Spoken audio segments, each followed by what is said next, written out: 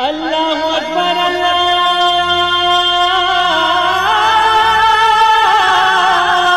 اکبر۔ السلام علیکم ورحمۃ اللہ وبرکاتہ۔ الحمدللہ رب العالمین والصلاة والسلام علی رسولہ الکریم وعلی آلہ وصحبہ اجمعین، اما بعد۔ میرے محترم ساتھیوں، بزرگوں، دینی بھائیوں اور بہنوں، سامعین و سامعات کرام، آج 3 شوال 1441 ہجری، 27 مئی 2020 عیسوی، 14 گتے جیٹھ 2077 بکرمی، بدھ کا دن، میں محمد مستقیم مدنی آپ لوگوں کی خدمت میں صدائے حق کا programme Janak Nandini FM 95.5 megahertz پر لے کر حاضر ہو گیا ہوں۔ انشاءاللہ تعالی آپ تلاوت قرآن مجید، نعت شریف اور ایک عالم کی تقریر سماعت فرمائیں گے۔ تو لیجئے سب سے پہلے ہم قرآن مجید کی تلاوت سن لیتے ہیں۔ اعوذ باللہ من الشیطان الرجیم، بسم اللہ الرحمن الرحیم۔ افتطمعون ان يؤمنوا لكم وقد كان فريق منهم يسمعون كلام الله ثم يحرفونه من بعد ما عقلوه وهم يعلمون، وإذا لقوا الذين آمنوا قالوا آمنا، وإذا خلا بعضهم إلى بعض قالوا أتحدثونهم بما فتح الله عليكم ليحاجوكم به عند ربكم أفلا تعقلون، أولا يعلمون أن الله يعلم ما يسرون وما يعلنون، ومنهم أميون لا يعلمون الكتاب إلا أماني وإن هم إلا يظنون، فويل للذين يكتبون الكتاب بأيديهم ثم يقولون هذا من عند الله ليشتروا به ثمنا قليلا۔ اللہ اکبر اللہ اکبر۔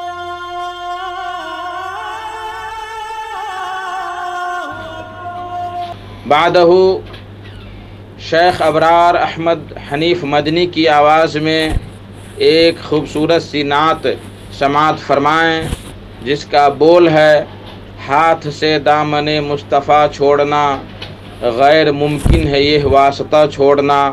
تو لیجئے یہ نعت شریف سماعت فرمائیں۔ ہاتھ سے دامن مصطفیٰ چھوڑنا، ہاتھ سے دامن مصطفیٰ چھوڑنا غیر ممکن ہے یہ واسطہ چھوڑنا، غیر ممکن ہے یہ واسطہ چھوڑنا۔ حب ہم نے کیا ہے بہت سوچ کر، یہاں مراد محبت رسول صلی اللہ علیہ وسلم ہے۔ حب ہم نے کیا ہے بہت سوچ کر، ہم نہیں چاہتے یہ ادا چھوڑنا، ہم نہیں چاہتے یہ ادا چھوڑنا۔ وہ آ رہا ہے وہ دیوانہ مصطفیٰ، آ رہا ہے وہ دیوانہ مصطفیٰ، چھوڑنا چھوڑنا راستہ چھوڑنا، غیر ممکن ہے یہ واسطہ چھوڑنا۔ حب احمد ہے در اصل حب خدا، حب احمد ہے در اصل حب خدا، کفر ہے اتباع آپ کا چھوڑنا۔ ہاتھ سے دامن مصطفیٰ چھوڑنا غیر ممکن ہے یہ واسطہ چھوڑنا۔ اور ایک بہت ہی سچا اور بہت ہی اچھا شعر ہے، اے عقیدت بہت ہی ضروری ہے، اے عقیدت بہت ہی ضروری ہے، اے عقیدت بہت ہی ضروری ہے، عبد و معبود میں فاصلہ چھوڑنا، عبد و معبود میں فاصلہ چھوڑنا، ہاتھ سے دامن مصطفیٰ چھوڑنا غیر ممکن ہے، واسطہ چھوڑنا، مرجع حق نما سے رجوع چاہیے، مرجع حق نما سے رجوع چاہیے، ان پہ ہی اپنا ہر فیصلہ چھوڑنا، ان پہ ہی اپنا ہر فیصلہ چھوڑنا۔ مقطع کا شعر ہے، حفظ ایمان ہے حماد مشکل تو کیا، حفظ ایمان ہے حماد مشکل تو کیا، ہم کو آتا نہیں حوصلہ چھوڑنا، ہم کو آتا نہیں حوصلہ چھوڑنا، ہاتھ سے دامن مصطفیٰ چھوڑنا غیر ممکن ہے، واسطہ چھوڑنا، اے عقیدت بہت ہی ضروری ہے، عبد و معبود میں فاصلہ چھوڑنا۔ السلام علیکم ورحمۃ اللہ۔ میرے محترم ساتھیوں، بزرگوں، دوستوں، کل جمعرات ہے اور کل انشاءاللہ تعالی لائیو پروگرام ہوگا جس میں آپ کے پوچھے گئے سوالات کے جوابات دیے جاتے ہیں۔ آپ ڈائریکٹ موبائل سے پوچھتے ہیں اور ان سوالوں کا ڈائریکٹ جواب آپ کو دیا جاتا ہے، لہٰذا آپ لوگوں سے گزارش ہے کہ کل کا دن نہ بھولیں اور یاد رکھیں نمبر انشاءاللہ پروگرام کے آغاز میں بیان کیا جائے گا کہ کس نمبر پر آپ کو کنٹیکٹ کرنا ہے، تو کل زیادہ سے زیادہ سوال کریں۔ میرے محترم دوستو، بزرگوں، یہ کرونا وائرس سے ابھی دنیا متاثر ہے اور ہر آدمی پریشان حال ہے، لوگ صفائی ستھرائی کا خیال رکھتے ہیں۔ ہمارا اسلام اس سے بہت پہلے 1500 سال پہلے صفائی ستھرائی کا خیال اور صفائی ستھرائی کے بارے میں بہت اچھی تعلیم دی ہے۔ ایک ہم وضو کو ہی لے لیتے ہیں تو وضو کے بارے میں جو بیان کیا گیا ہے وہ سماعت فرمائیں، اور وہی وضو کی چیزیں آج ہم سے ڈاکٹر لوگ طلب کر رہے ہیں کہ ایسی صفائی ہونی چاہیے تو ایسی صفائی ہونی چاہیے۔ لقیط بن صبرہ رضی اللہ تعالی عنہ ایک صحابی رسول ہیں، انہوں نے پوچھا، قلت یا رسول اللہ اخبرنی عن الوضوء، کہ اللہ کے رسول مجھے وضو کے بارے میں بتلائیے کیا ہے، تو کہا کہ اسبغ الوضوء وخلل بین الاصابع وبالغ فی الاستنشاق الا ان تکون صائما۔ ابو داؤد کی روایت ہے، شیخ البانی نے اس کو صحیح قرار دیا ہے۔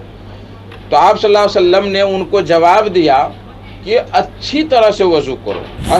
اسبغ کا معنی ہوتا ہے تعمیم کے ساتھ، پورے طرح سے اچھی طرح سے تم وضو کرو۔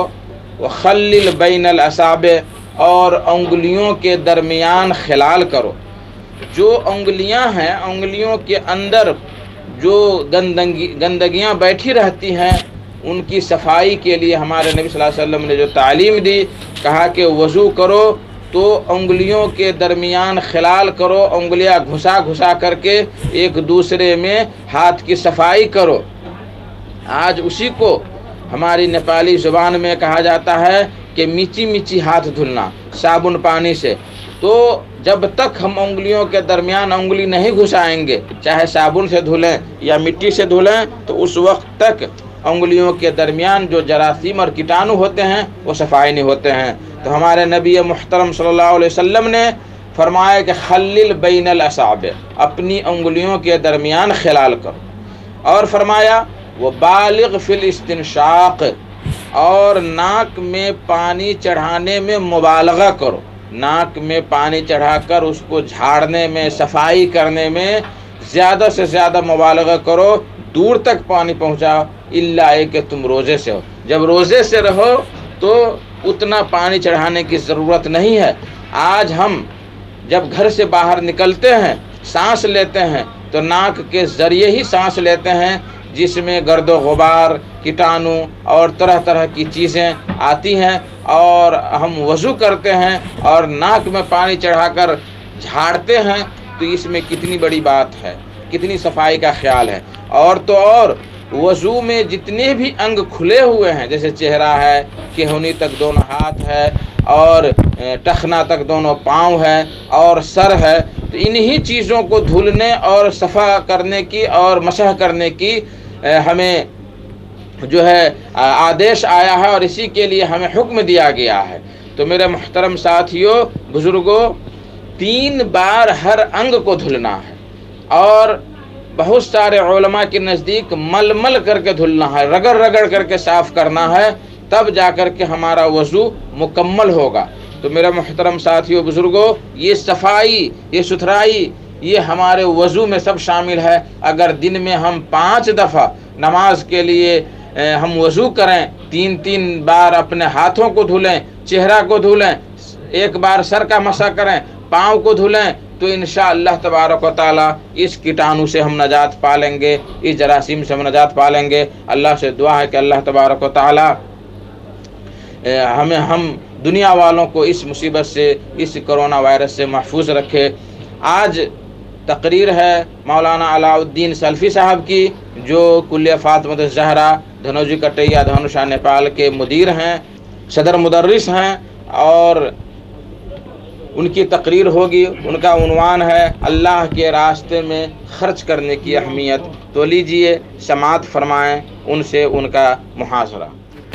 السلام علیکم ورحمۃ اللہ وبرکاتہ. ان الحمد للہ نحمده ونستعینه ونستغفره ونعوذ بالله من شرور أنفسنا ومن سيئات أعمالنا. من يهده الله فلا مضل له ومن يضلله فلا هادي له. وأشهد أن لا إله إلا الله وحده لا شريك له وأشهد أن محمدًا عبده ورسوله أرسله بالحق بشيرا ونذيرا وداعيا إلى الله بإذنه وسراجا منيرا. أما بعد، فإن خير الحديث كتاب الله وخير الهدي هدي محمد صلى الله عليه وسلم وشر الأمور محدثاتها وكل محدثة بدعة وكل بدعة ضلالة وكل ضلالة في النار. بسم الله الرحمن الرحيم. رب اشرح لي صدري ويسر لي أمري واحلل عقدة من لساني يفقهوا قولي. معزز بزرگوں، نوجوان ساتھیوں اور میری دینی ماں و بہنوں، जनक नंदिनी 95.5 मेगा हर्ट्ज पर सदाए हक़ को सुनने वाले श्रोता मित्रों, इस माह शव्वाल में मेरा ये पहला दर्स और सदाए हक़ की जानिब से मेरा ये चौथा दर्स है। आज की इस चौथी मुलाकात में मैं अलाउद्दीन अस्सलफ़ी आपकी खिदमत में हस्बे साबिक़ दर्स हदीस लेकर हाज़िर खिदमत हो चुका हूँ। इंशाअल्लाहुल अज़ीज़ आज की इस नशिस्त में भी एक हदीस आपकी समाअतों के हवाले की जाएगी। फिर इस ज़िम्न में कुछ बातें कुरानी आयात और दीगर अहादीस की रोशनी में रखी जाएंगी। रब्बुल जलाल वल इकराम से तौफ़ीक़ तलब करते हुए दुआगो हूँ कि ए मालिकुल मुल्क, ए आसमान व ज़मीन के मालिक, मुझ बंदे नाचीज़ की ज़ुबान से निकलने वाले कलिमात को मुअस्सिर बना दे और हम सब को अपनी रहमत से अमल सालेह का आदी बना दे, आमीन। आइए हदीस समाअत करें। अन अबी हुरैरा रज़ियल्लाहु अन्हु अन्न नबी सल्लल्लाहु अलैहि वसल्लम क़ाल मा मिन यौमिन युस्बिहुल इबादु फ़ीहि इल्ला मलकानि यंज़िलान फ़यक़ूलु अहदुहुमा अल्लाहुम्मा आति मुनफ़िक़न ख़लफ़न वयक़ूलुल आख़रु अल्लाहुम्मा आति मुमसिकन तलफ़न। अख़रजहुल बुखारी फ़ी किताबिज़ ज़कात बाब क़ौलिल्लाहि तआला फ़अम्मा मन आता वत्तक़ा। हदीस नंबर 1442। व अख़रजहु मुस्लिमुन फ़ी किताबिज़ ज़कात बाबुन फ़िल मुनफ़िक़ि वल मुमसिक। हदीस नंबर 2383। हज़रत अबू हुरैरा रज़ियल्लाहु अन्हु से रिवायत है, नबी करीम सल्लल्लाहु अलैहि वसल्लम ने इरशाद फरमाया, हर दिन जिसमें बंदे सुबह करते हैं, दो फरिश्ते उतरते हैं, उनमें से एक कहता है, ए अल्लाह, खर्च करने वाले को इसका बदल अता फरमा, और दूसरा फरिश्ता कहता है, ए अल्लाह, रोक कर रखने वाले के माल को ज़ाय व बर्बाद फरमा दे।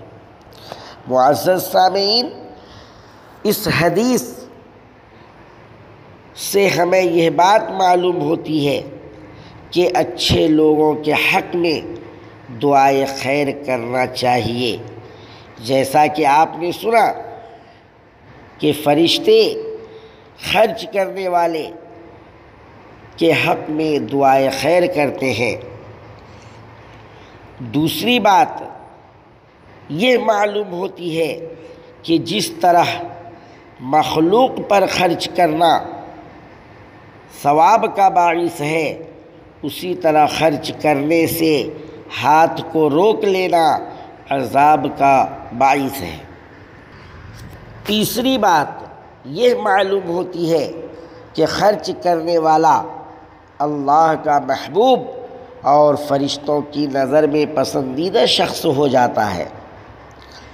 खर्च करने की इसी अहमियत के पेश नज़र कुरान मुक़द्दस में जा बजा इन्फ़ाक़ फ़ी सबीलिल्लाह को ज़िक्र किया गया है और अल्लाह की राह में खर्च करने पर उभारा गया है।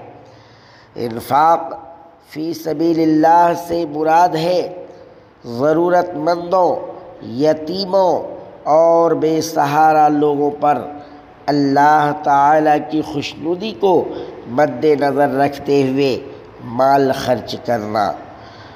قرآن حکیم میں مسلمانوں کو انفاق فی سبیل اللہ یعنی اللہ کی راہ میں خرچ کرنے کا حکم دیا گیا ہے کہ اے انسان، جو مال تمہاری چند روزہ زندگی میں تمہیں نصیب ہوا ہے اور جسے تم چھوڑ کر جانے والے ہو، اسے اللہ تعالیٰ کے راستے میں خرچ کر کے آخرت کا سامان تیار کرو۔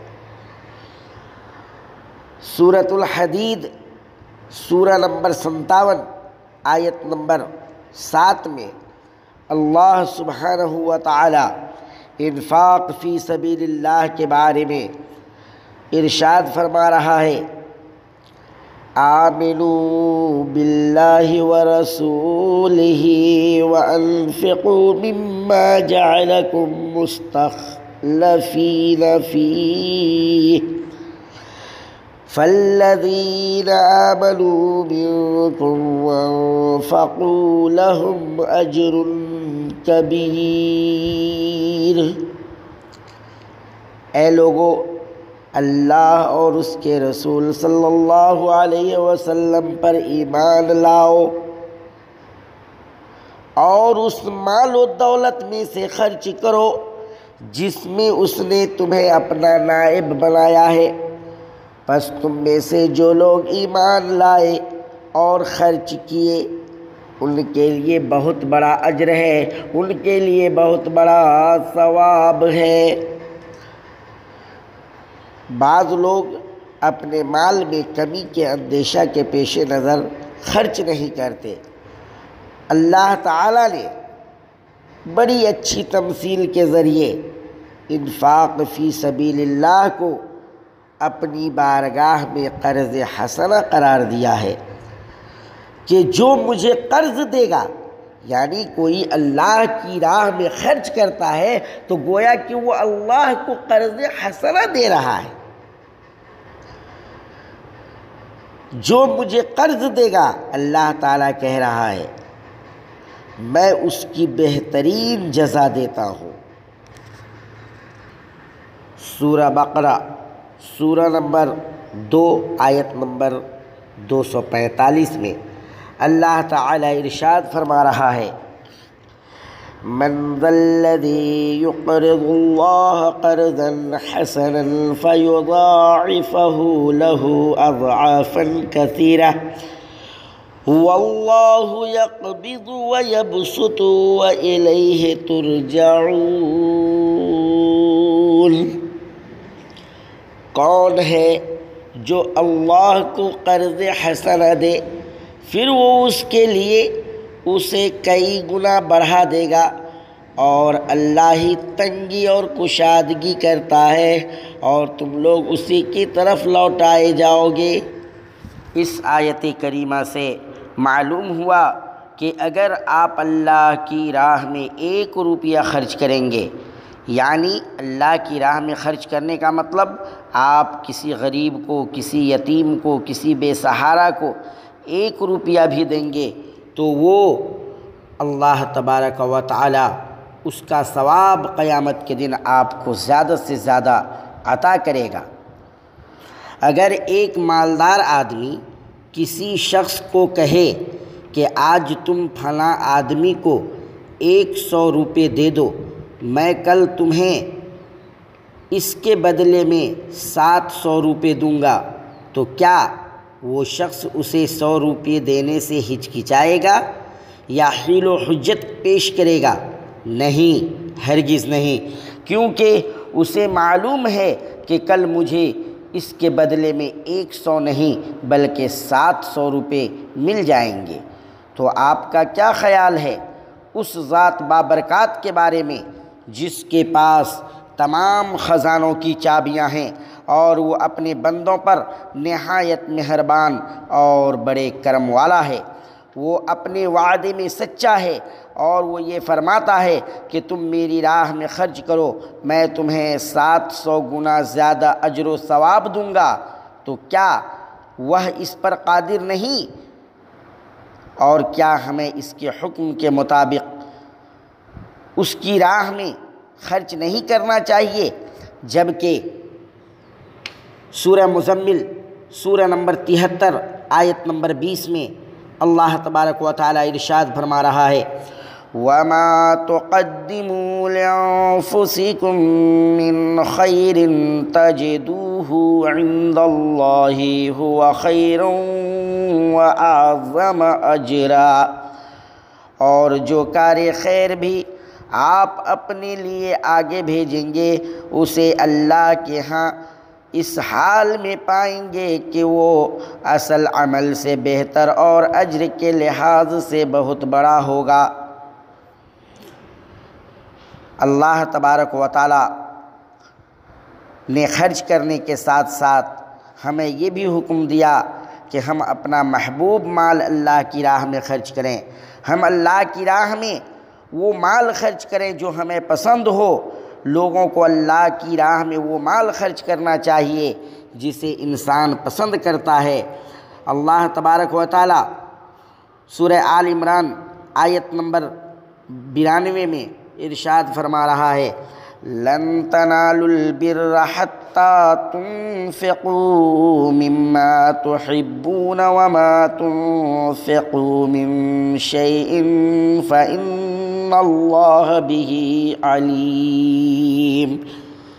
اے لوگو، تم اس وقت تک نیکی ہرگز نہیں پا سکتے جب تک اس چیز میں سے خرچ نہ کرو جو تمہیں محبوب ہو، اور تم جو بھی خرچ کرتے ہو اللہ تعالیٰ اسے خوب جانتا ہے۔ جب یہ آیت کریمہ نازل ہوئی تو صحابہ کرام رضی اللہ عنہم نے انفاق فی سبیل اللہ کی کیا عمدہ مثالیں قائم کی، اس کا اندازہ حضرت ابو طلحہ رضی اللہ عنہ کے قصہ سے کیا جا سکتا ہے۔ صحیح البخاری حدیث نمبر 2318 اور مسلم شریف حدیث نمبر 998 میں اس واقعہ کو ذکر کیا گیا ہے۔ حضرت انس رضی اللہ عنہ بیان کرتے ہیں کہ حضرت ابو طلحہ رضی اللہ عنہ انصار مدینہ میں سب سے زیادہ مالدار تھے، اور انہیں اپنے اموال میں سب سے زیادہ محبوب، سب سے زیادہ پسندیدہ مال ایک باغ تھا جو مسجد کے سامنے واقع تھا، اور اس میں رسول اکرم صلی اللہ علیہ وسلم جایا کرتے تھے اور اس سے نکلنے والا عمدہ پانی نوش کیا کرتے تھے، اس سے نکلنے والا پانی پیا کرتے تھے۔ پھر جب یہ آیت نازل ہوئی لن تنالوا البر حتى تنفقوا مما تحبون، تو حضرت ابو طلحہ رضی اللہ عنہ رسول اکرم صلی اللہ علیہ وسلم کے پاس تشریف لائے اور کہا اے اللہ کے رسول، اللہ تعالی اپنی کتاب میں فرماتا ہے لن تنالوا البر حتى تنفقوا مما تحبون، اور میرا سب سے محبوب مال، میرا سب سے پسندیدہ مال یہ باغ ہے، اس لیے میں نے یہ اللہ کے لیے صدقہ کر دیا ہے، اور اس پر میں اللہ تعالیٰ سے ہی اجر و ثواب کا طلبگار ہوں، اور اسے اس کے پاس ذخیرہ کرنا چاہتا ہوں، لہٰذا آپ اسے جہاں چاہیں خرچ کریں۔ تو رسول اکرم صلی اللہ علیہ وسلم نے فرمایا بخ ذالک مال رابح، ذالک مال رابح، بہت خوب، یہ نفع بخش مال ہے، یہ نفع بخش مال ہے۔ پھر آپ صلی اللہ علیہ وسلم نے فرمایا میں نے تمہاری بات سن لی ہے، لیکن میرا خیال یہ ہے کہ تم اسے اپنے رشتہ داروں میں تقسیم کر دو۔ چنانچہ انہوں نے اسے اپنے رشتہ داروں اور چچیرے بھائیوں میں بانٹ دیا۔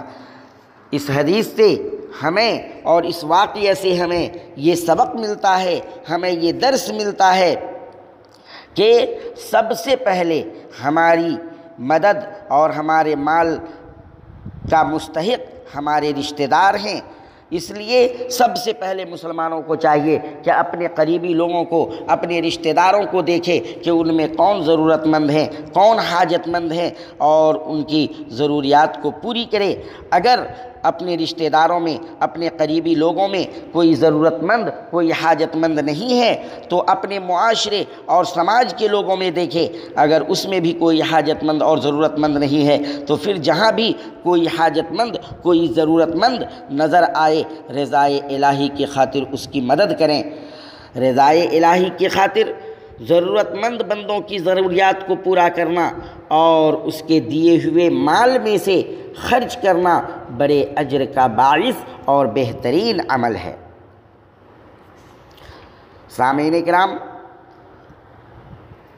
لہذا کسی شخص کو، جیسا کہ میں نے ابھی کہا کہ بہت سارے لوگ اس اندیشے سے اپنے مال کو اللہ کی راہ میں خرچ نہیں کرتے ہیں کہ اس کے مال میں کمی واقع ہو جائے گی، حالانکہ ایسا نہیں سوچنا چاہیے، بلکہ اسے اللہ تعالیٰ کے اس فرمان پر مکمل یقین رکھتے ہوئے خرچ کرنا چاہیے کہ اللہ تعالیٰ مجھے اس کی جگہ اور عطا کر دے گا، اور زیادہ دے گا، اور بڑھا چڑھا کر کے دے گا۔ ان تمام آیات کریمہ اور احادیث کا خلاصہ یہ ہے کہ اللہ تعالیٰ نے ہمیں اپنی راہ میں مال خرچ کرنے کی ترغیب دلائی ہے، اور اس کا اجر و ثواب ذکر کر کے اس کے بعض فوائد کی طرف ہمیں متوجہ کیا ہے۔ اللہ کی راہ میں خرچ کرنا یہ ایک بہت ہی نفع بخش تجارت ہے۔ دنیا میں آپ بزنس کریں، دنیا میں آپ پیسہ لگائیں تو آپ کو اس میں نفع اور نقصان دونوں کا اندیشہ ہوتا ہے، جبکہ اللہ کی راہ میں خرچ کرنا یہ ایسی تجارت ہے کہ اس میں صرف اور صرف نفع ہی ہے، فائدہ ہی ہے، نقصان کا کوئی اندیشہ ہی نہیں ہے۔ اللہ تعالیٰ صدقات کی پرورش کیسے کرتا ہے؟ اللہ تبارک و تعالیٰ اپنی راہ میں خرچ کرنے والے بندوں کے مال کی پرورش کیسے کرتا ہے، اس کی وضاحت ہمیں نبی کریم صلی اللہ علیہ وسلم کے اس ارشاد سے ملتی ہے۔ حضرت ابو ہریرہ رضی اللہ عنہ کا بیان ہے، صحیح البخاری حدیث نمبر 1410 میں رسول اللہ صلی اللہ علیہ وسلم نے ارشاد فرمایا، من تصدق بعدل تمرة من كسب طيب ولا يقبل الله إلا الطيب فإن الله يقبلها بيمينه ثم يربيها لصاحبها كما يربي أحدكم فلوه حتى تكون مثل الجبل۔ جو شخص حلال کمائی سے ایک کھجور کے برابر صدقہ کرے اور اللہ تعالیٰ حلال کمائی کو ہی قبول کرتا ہے تو اللہ تعالیٰ اسے اپنے دائیں ہاتھ سے قبول کرتا ہے، پھر صدقہ کرنے والے کے لیے اس کی پرورش ایسے کرتا ہے جیسے تم میں سے کوئی شخص اپنے بچھیرے کی پرورش کرتا ہے، یہاں تک کہ وہ ایک پہاڑ کی مانند بن جاتا ہے۔ سامعین کرام، یہاں پر ایک بات اور دھیان دینے کی ہے، غور کرنے کی ہے کہ ہم کوئی بھی صدقہ کریں، کسی بندے کی مدد کریں تو ہماری وہ کمائی حلال کی ہوگی، تب جا کر کے ہماری محنت اور مشقت کی کمائی ہوگی، ہمارے خون اور پسینے کی کمائی ہوگی، تب جا کر کے ہمیں اس کا اجر و ثواب ملے گا۔ حرام کمائی سے کوئی صدقہ کرتا ہے، حرام کمائی سے اگر کسی غریب کی مدد کرتا ہے تو اس کا اجر و ثواب اس کو اللہ کے پاس نہیں ملے گا۔ اللہ تبارک و تعالیٰ صرف حلال کمائی کو قبول کرتا ہے۔ اللہ اکبر، کتنا کریم ہے ہمارا خالق و مالک، کھجور کے برابر صدقے کو اتنا بڑھاتا اور اس کی اتنی پرورش کرتا ہے کہ وہ ایک پہاڑ کی مانند ہو جاتا ہے۔ سبحان اللہ و بحمدہ۔ انفاق فی سبیل اللہ سے مال بڑھتا ہے اور بے انتہا بڑھتا ہے، بہت ہی فائدہ ہوتا ہے، لہذا اللہ کی راہ میں خرچ کرنے والے انسان کو اس بات کا اندیشہ قطعاً نہیں ہونا چاہیے کہ اس کے مال میں کمی واقع ہو جائے گی یا بینک بیلنس کم ہو جائے گا، بلکہ اسے نبی کریم صلی اللہ علیہ وسلم کے اس ارشاد پر یقین کامل ہونا چاہیے۔ آپ صلی اللہ علیہ وسلم نے فرمایا ما نقصت صدقۃ من مال، صدقہ مال میں کمی نہیں کرتا بلکہ اس میں اضافہ کرتا ہے۔ اور آپ صلی اللہ علیہ وسلم نے حضرت بلال رضی اللہ عنہ سے کہا تھا انفق بلال ولا تخش من ذی العرش اقلالا، بلال تم خرچ کرو اور عرش والے کی طرف سے کمی کا خوف نہ کرو۔ سامعین کرام، اللہ کی راہ میں خرچ کرنے کا ایک فائدہ یہ ہوا کہ آپ نے جو کچھ دنیا میں خرچ کیا اس کا اجر و ثواب زیادہ سے زیادہ اللہ تبارک و تعالیٰ کے پاس ہوتا ہے۔ دوسرا فائدہ، قیامت کے روز جب اللہ تعالیٰ تمام بنو آدم کو اکٹھا کرے گا تو یہ سورج جو اب ہزاروں میل کی مسافت پر ہے اس دن انسانوں سے صرف 1 میل کے فاصلے پر ہوگا۔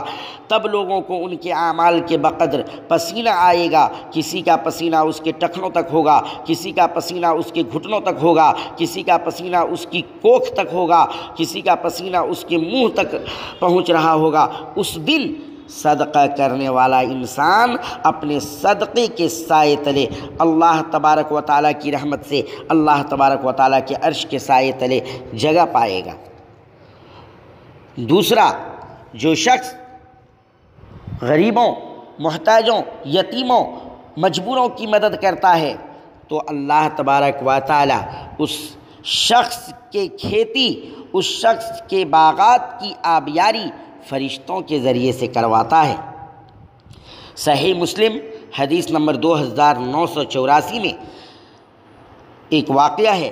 حضرت ابو ہریرہ رضی اللہ عنہ بیان کرتے ہیں کہ رسول اکرم صلی اللہ علیہ وسلم نے ارشاد فرمایا ایک آدمی ایک صحرا سے گزر رہا تھا کہ اس نے ایک بادل میں سے یہ آواز سنی اسقی حدیقۃ فلان، فلاں آدمی کے باغ کو پانی پلاؤ۔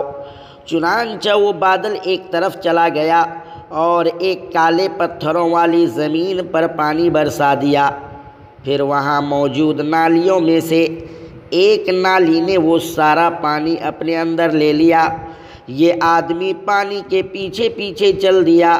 اس نے اچانک دیکھا کہ ایک شخص اپنے باغ میں کھڑا ہے اور وہ اپنے بیلچے کے ساتھ اس پانی کا رخ اس باغ کی طرف موڑ رہا ہے۔ اس نے کہا اے اللہ کے بندے، آپ کا نام کیا ہے؟ کون شخص؟ وہ آدمی جو صحرا سے گزر رہا تھا، جس نے سنا تھا اس کی حدیقۃ فلان، اس نے اس باغ والے سے پوچھا آپ کا نام کیا ہے؟ تو اس نے اپنا وہی نام بتایا جسے یہ آدمی بادل میں سے سن چکا تھا۔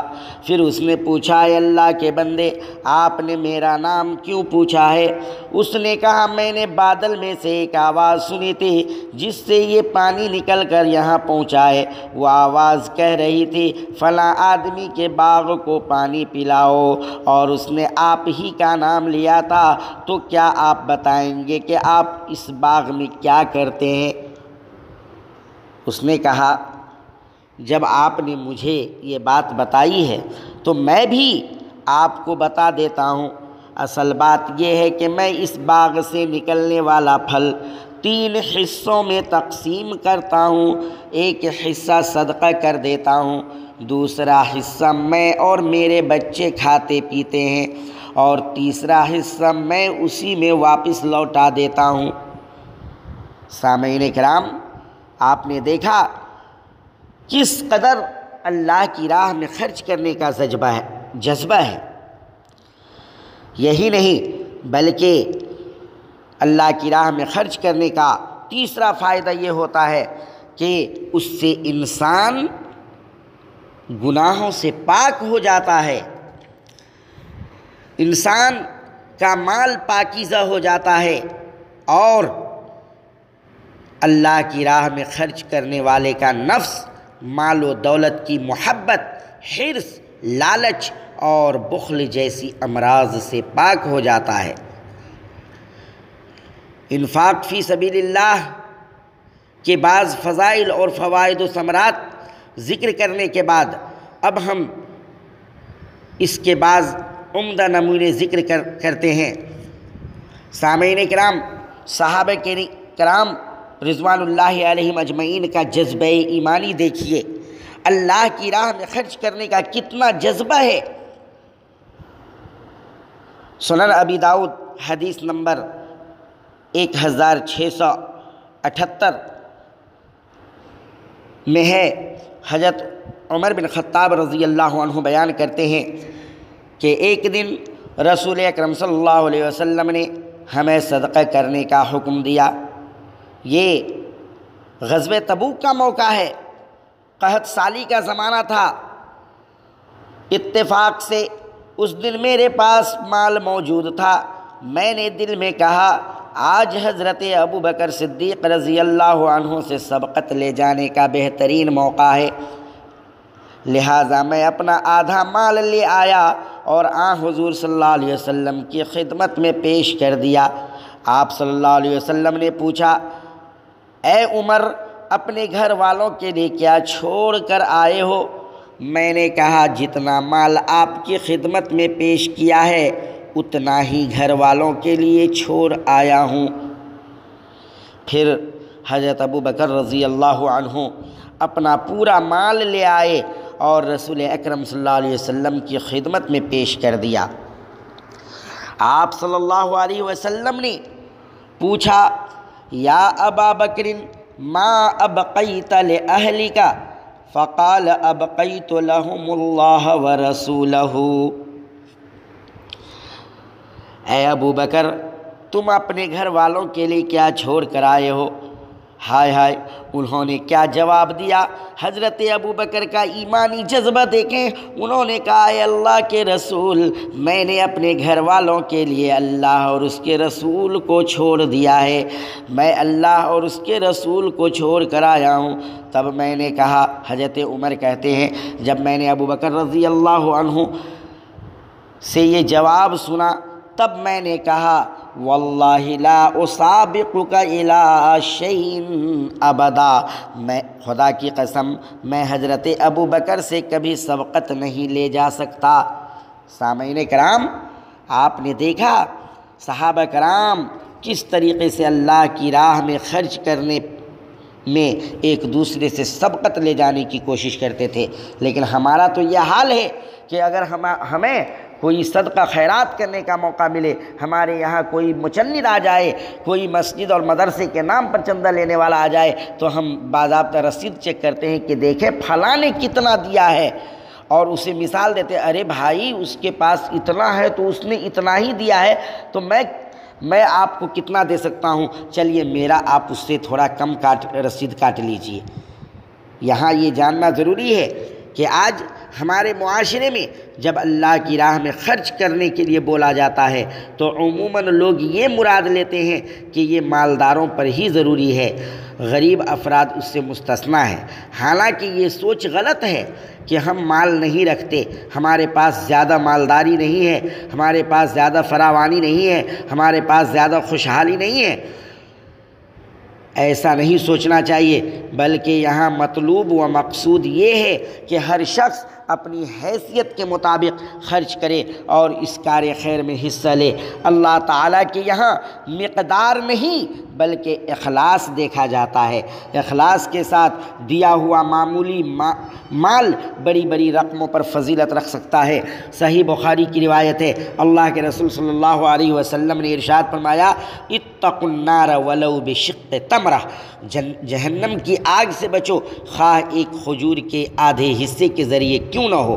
مطلب یہ ہے کہ اگر اخلاص کے ساتھ کھجور کے آدھے حصے کا بھی انفاق کرتا ہے تو اللہ کی نظر میں اس کی بہت اہمیت ہے۔ دنیا کا عام قاعدہ ہے کہ جو چیز خرچ کرو اس میں کمی واقع ہوتی ہے، لیکن انفاق فی سبیل اللہ کا معاملہ اس کے بالکل برخلاف ہے۔